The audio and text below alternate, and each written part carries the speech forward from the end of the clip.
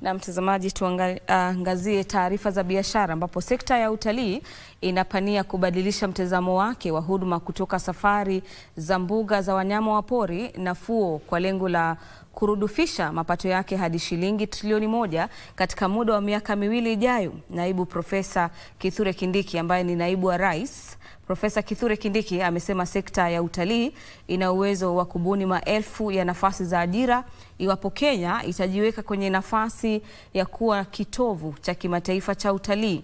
Taarifa kamili ni kwenye mseto wetu wa taarifa za biashara. Tazama. Sekta ya utalii imejiwekea lengo madhubuti la kukusanya shilingi trilioni 1 kufikia mwishoni mwa mwaka 2027. Mapato haya yanatarajiwa kutoka kwa urudifishaji wa utalii wa nyumbani hadi wageni milioni 10 na kuvutia watalii milioni 5.5 wa kigeni kila mwaka. Naibu Rais Profesa Kithure Kindiki amesema miradi ya serikali kama vile barabara za Nairobi Nakuru Mau Summit na Dongo Kundu na ongezeko la safari za ndege ni sehemu ya juhudi za kuwavutia wageni zaidi humu nchini.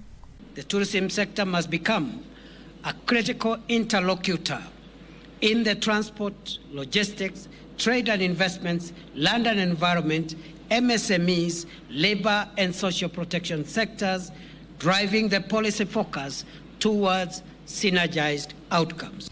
Kwingineko, Kenya ni miongoni mwa mataifa ya bara Afrika ambayo bado yanakumbwa na bei ya juu ya vyakula kutokana na athari za janga la COVID-19 na misukosuko inayoshuhudiwa ulimwenguni.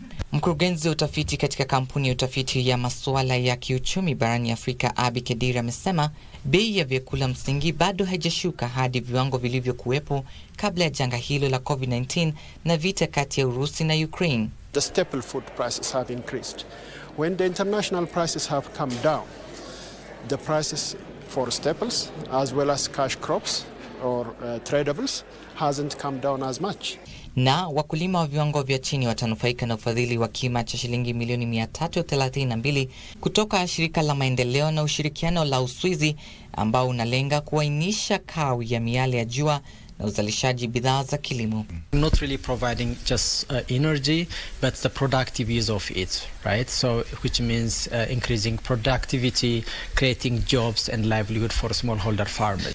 Mwishowe, biashara 10 ndogo na za kadri zitapokea ufadhili wa jumla ya shilingi milioni 100.8 kupitia mpango wa uwezeshaji wa biashara wa E4 Impact.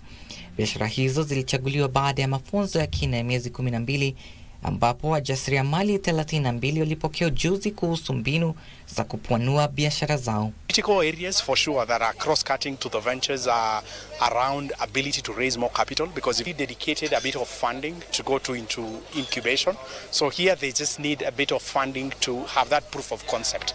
Trevor Ngendo, Darubini.